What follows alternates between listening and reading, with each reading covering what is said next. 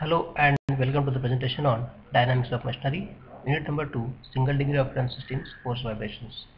So in the last class, we have talked about force vibration of longitudinal systems, frequency response to harmonic excitation, and few numericals on force vibrations. So now in this presentation, we'll talk about the vibrations due to reciprocating and rotating masses. So let us consider the vibrations due to reciprocating and rotating masses. So generally we know that the unbalance in rotating machine is one of the cause of vibrations, and generally this unbalanced force due to rotation which is created, that we call it as a centrifugal force, and that magnitude of the centrifugal force is generally equal to m E omega square, where m is the mass of unbalanced mass present in that system, E is the radius at which that mass is present from the center of gravity of the system, and omega is the speed with which that particular machine is rotating.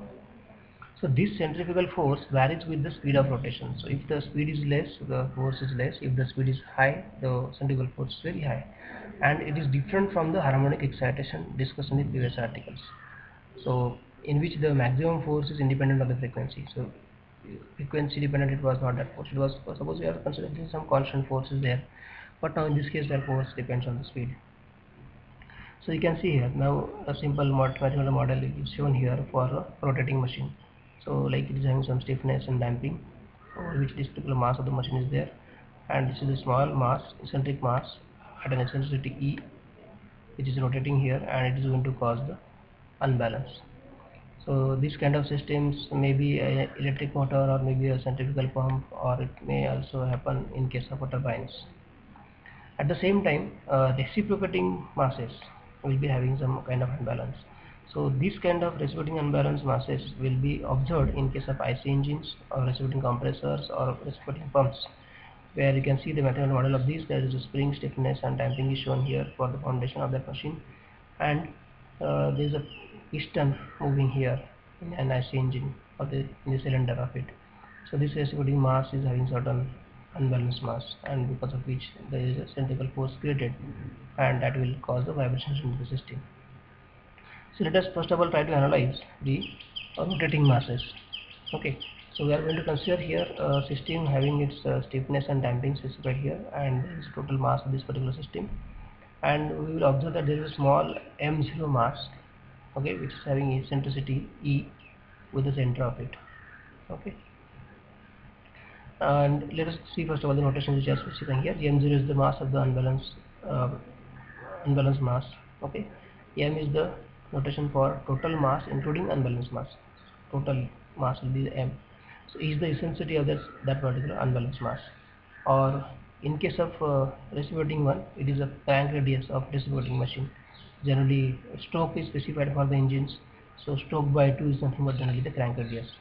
Okay, so you can see here in this diagram that m0 into omega square into E, that is the centrifugal force specified. Okay, so this is center of gravity of it. So we can say that this center of gravity has been displaced by a distance x in the upward direction.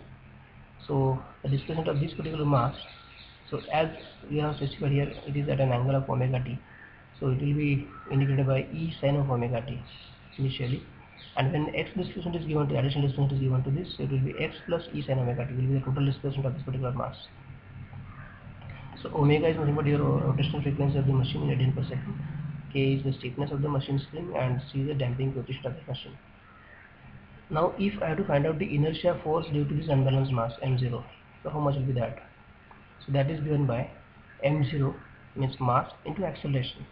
So for acceleration I need the displacement. Okay, so double derivative of the displacement is nothing but the acceleration. So here d2 by dt square of this displacement. So displacement is x plus E sin omega t. Okay, total displacement. Now this is equal to m0, double derivative of this will be giving me x double dot minus E into omega square sin of omega t. That is the differentiation of this E sin omega t. Okay, because E is a constant, and sin omega t becomes cos omega t in the first derivative, and that again if I differentiate it, so cos omega t becomes again sin omega t. So omega square term will be there and the sign becomes minus. So total inertia force is m0 into x double dot minus m0 into omega square into e sin of omega t. This is what is the inertia force due to this particular unbalanced mass. Now let us represent the free body diagram of that particular mass system or that particular machine. So here you will find out that suppose you are giving the displacement in the upward direction, so opposite of that means in the downward direction there will be inertia force. Okay, now total mass of the system is m, so I am subtracting the mass of that particular unbalanced mass from here, so m minus m0 into x double dot. This is the displacement and this is the acceleration of the total mass of the body of the machine. So m minus m0 I am considering here into x double dot. This is downward force will be there of inertia force. Now this is the inertia force due to this particular unbalanced mass. So that magnitude we found out in the previous slide. So it is equal to m0 into x double dot minus m0 into omega square into e sin of omega t. Now as I am moving this particular x up, so this particular spring will be under tension. So because of tension it will try to pull this mass in the downward direction, and that force is equal to k into x. Okay. Similarly this will be under tension, so it will also try to pull it down, and cx dot is nothing but the magnitude of that particular damping force. Now I will use the D'Alembert principle. That means I will make the sum of inertia force and external forces and it will equal to 0. So by using this particular free body diagram I will write an equation, and that will be like this. So sum of inertia force plus external force equal to 0. So all these forces I will add now. So I will find out here that all these four forces are in the downward direction, so all will be positive. So m minus m0 into x double dot plus m0 into x double dot minus m0 omega square into e sin omega t plus cx dot plus kx is equal to 0. Now if I multiply these brackets, so separately it will be m into x double dot and then minus m0 into x double dot plus m0 into x double dot is already there. Then this again same term will be there as it is. So I will find out that this minus m0 into x double dot and plus m0 into x double dot, that will get cancelled out. So finally equation remains mx double dot plus cx dot plus kx is equal to m0 omega square e sin omega t. Now if I observe this expression, I will find out that this expression is similar to the expression which we have used in the previous analysis of force vibration. So in that case only thing is that it was right hand side f0 sin omega t term was there. So instead of that it is sin omega t is common, but instead of that f0 it is m0 omega square into e, this term is there. Therefore this is only the difference that I will observe here, and therefore I can write the solution of this particular system, that steady state response I can assume as x is equal to capital X sin of omega t minus pi, as I assumed in the previous case also, and therefore the x by xst ratio I obtained in the previous day also, that is equal to 1 upon in under root 1 minus r square bracket square plus 2 zeta r bracket square. So where the xxt in the previous case was f0 by k and r is nothing but omega by omega n. So here the only difference is that f0 is equal to m0 into e omega square, or actually I should specify here m0 because that is mass, unbalanced mass, m0 e omega square.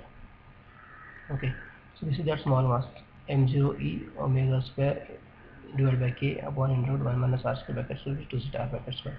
This is the expression to be utilized for finding out the amplitude of vibration for the rotating masses. Okay, now same thing is specified here, and I am trying to get the ratio of this m into x by m into e. Okay, so now I have actually specified for the total mass of the system as capital M, and for mass of the reciprocating part or rotating mass as m0, that is I am writing as m, to just differentiate. Instead of writing this small m and this as m0, I am writing it here as m and capital M. So x will be equal to, I have already this m e omega square, okay, by m, and this m by k. So denominator is as it is. So I will just shift this capital X, capital M on this side. So m into x divided by m into e, it will be omega square m by k, and this root sign is there. So again I will just adjust this omega square is there. So m by k in the denominator, if I take it, it will be omega n square. So omega square by omega n square upon and root this. We know that omega by omega is nothing but equal to r ratio.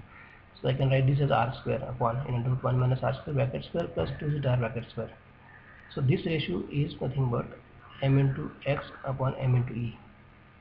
I am going to plot here, okay, to see its variation with respect to the value of r, omega by omega n. As in the previous case, we have seen the magnification factor. It was x by x-st ratio on the y-axis, and on x-axis it was frequency ratio. Similarly, the value of phi, that is phase difference between the displacement and the applied force, is given by tan inverse of 2 zeta r upon 1 minus r square. So the variation of m into x by m into e with this r equal to omega by omega n for different values of zeta is shown in this particular figure. However, the variation of phi and r remains as earlier. So here you will find out here the main difference is that it is going to, this particular cause will start from 0, and when there is no damping provided, when zeta is equal to 0, that time this amplitude of mx by me will goes on increasing, and it goes to infinity when it reaches to 1, omega by omega equal to 1, and when it crosses that value, again it will goes on decreasing, means you will have the 1 degree phase difference of it. Okay, and these are what is different value for different values of zeta. Then you will find out that this amplitude goes on decreasing. As you increase the damping, this amplitude at resonance, these values will goes on decreasing with increasing value of this damping. Okay, so let us see here the following observations can be made on this diagram. So first case is when omega is much less than the omega n, that means say r is nearly equal to 0. So mx by me will be equal to 0. This one will be 0. It means it is independent of the zeta. Effect of the damping is negligible. Okay, this damping effect is not there. So for all values of this mx by me will be equal to 0 for all values of r equal to 0. So second case is when omega is equal to omega, that means r equal to 1 for this r equal to 1. Mx by me will be equal to 1 by 2 zeta, and this is dependent on zeta. It depends upon the damping. So if the damping is there, more is the damping, this value will be lesser and lesser for a value of r equal to 1. Okay, so if zeta is 0, mx by me will be infinity, as is the case of resonance, means at r equal to 1, if the damping is not there, it will be infinity. Very high amplitude of vibration will be there if you keep at that particular frequency. And third case, when omega is much more than the omega n, that means when r is more than 1, or it may be going to infinity, means it goes on increasing. So mx by me will be equal to 1, and it is independent of zeta effect of damping is negligible. So as you increase the value of this r, so you will find out that whatever may be the value of this zeta, it will be 1. That value of mx by me will be 1 because it is independent of that value of zeta. So at low speed, me omega square is 0, and hence the curve starts from 0, because when the speed is 0, definitely this force depends on the speed, and when the speed is 0, the force is 0. So force is 0, so this definitely the ratio will be equal to 0, and hence the curve starts from 0.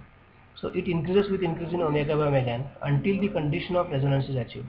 So definitely we have discussed this, that as it resonance condition occurs, till that it will go on increasing.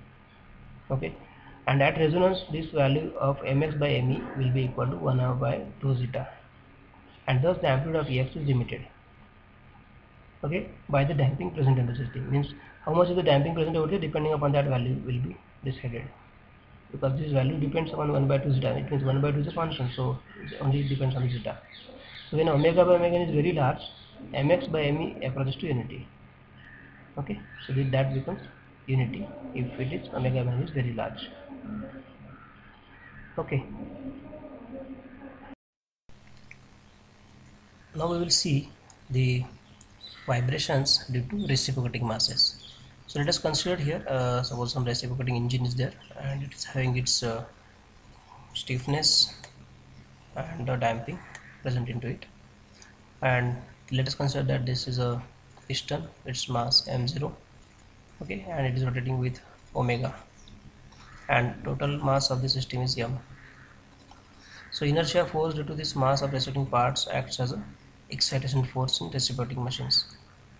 So inertia force of the reciprocating parts is given by m0 e omega square into in bracket sin of omega t plus sin of 2 omega t by n, where n is the obliquity ratio, that is L by R.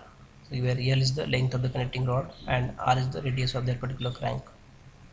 Okay, so generally we call this as a primary force when we multiply this m0 e into omega square by sin omega t, primary force, and the same term it is when multiplied with sin of 2 omega t by n, that is called a secondary force. Okay, so generally we are neglecting the secondary force. Okay, so if we consider only primary force, so that force becomes m0 e into omega squared sin omega t. And definitely here again, if I compare this with the previous equation, so I will find out that this m0 e into omega square is nothing but equal to f0. Okay, and therefore that same analysis or the same equations will be applicable in this case also.